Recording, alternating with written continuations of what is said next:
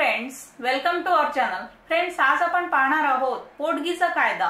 Friends, हा video पूर्ण बघा, लाईक, कमेंट, शेअर करा आणि सबस्क्राइब करायला अजिबात विसरू नका। तर चला पाहूया पोटगीचा कायदा। कलम 18(2) प्रमाणे हिंदू पत्नीला पतीपासून वेगळे राहून पोटगी मागण्याचा हक्क खालील कारणांसाठी दिला आहे। नंबर 1, कोणत्याही योग्य कारणाशिवाय नवऱ्याने पत्नीला तिच्या संमतीशिवाय आणि इच्छेविरुद्ध टाकून दिले असेल तर। नंबर 2, नवरा जर पत्नीला क्रूरपणाने वागवत असेल तर ह्यात शारीरिक, मानसिक क्रूरता दोन्हीचाही समावेश होतो। नंबर 3, नवरा जर महारोगाने ग्रासलेला असेल तर। नंबर 4, नवऱ्याची दुसरी पत्नी जर हयात असेल तर हा हक्क दोन्ही पत्नींना दिलेला आहे। नंबर 5, पतीचे लग्नबाह्य संबंध असल्यास। नंबर 6, पतीने जर धर्मांतर केले तर।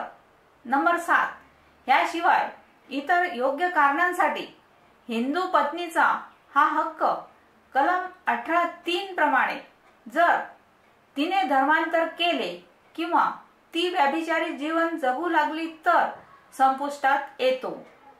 पत्नीच्या पोटगीच्या हक्काची तरतूद आज अस्तित्वात असणाऱ्या सर्व व्यक्तिगत वैवाहिक कायद्यांमध्ये केलेली आहे। विवाह कायद्याखाली 2 प्रकारची पोटगी मिळू शकते, एक म्हणजे अंतरिम व दुसरी कायमची। दावा चालू असतानाच्या काळाकरिता मिळणाऱ्या पोटगीला अंतरिम पोटगी म्हणतात व दाव्याचा अंतिम निकाल लागल्यानंतर मिळणाऱ्या पोटगीला कायमची पोटगी म्हणतात। हिंदू विवाह कायदा, पारशी विवाह व घटस्फोट कायदा, भारतीय घटस्फोट कायदा या कायद्याखालील पोटगीचे दावे चालविण्याचे अधिकार पुढे सांगितलेल्या ठिकाणच्या न्यायालयांना असतात।